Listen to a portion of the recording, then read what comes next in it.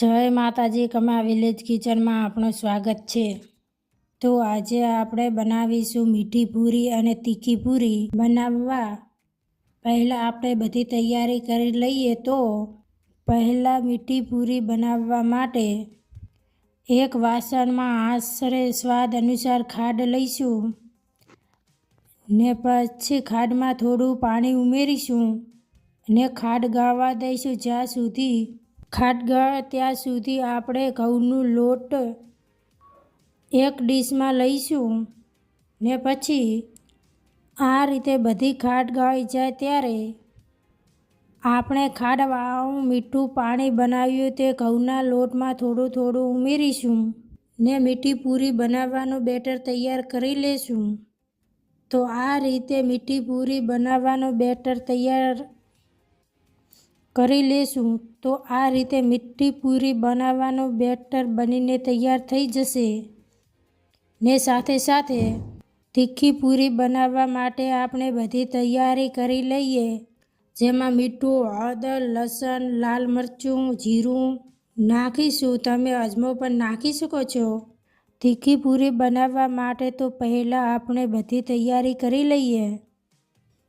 તો પહેલાં આપણે એક ડીશમાં થોડું ઘઉંનો લોટ લઈશું ને પછી તેમાં મીઠું, હળદર, લસણ, લાલ મરચું, જીરું નાખીશું।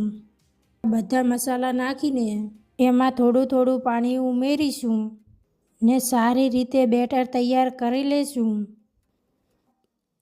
તો આ રીતે તીખી પૂરી બનાવવાનું બેટર તૈયાર થઈ જશે ને જ્યાં સુધી તેલ ગરમ થાય ત્યાં સુધી આપણે મીઠી પૂરી બનાવવાનું બેટર તૈયાર કર્યું તેના આવી રીતે નાના દડા બનાવી લેશું ને પછી બધા વણી લેશું।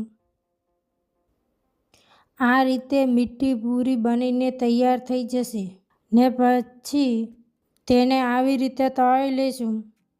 તો આવી રીતે સરસ મજાની મીઠી પૂરી તળીને તૈયાર થઈ જશે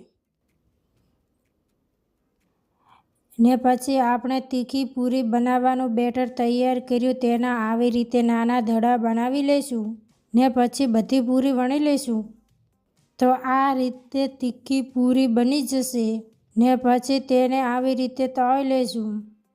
તો આવી રીતે તીખી પૂરી બનીને તૈયાર થઈ જશે।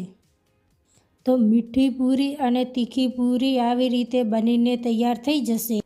આવી નવી રેસીપી જોવા માટે અમારી ચેનલને લાઇક, શેર અને સબસ્ક્રાઈબ કરવાનું ભૂલશો નહીં।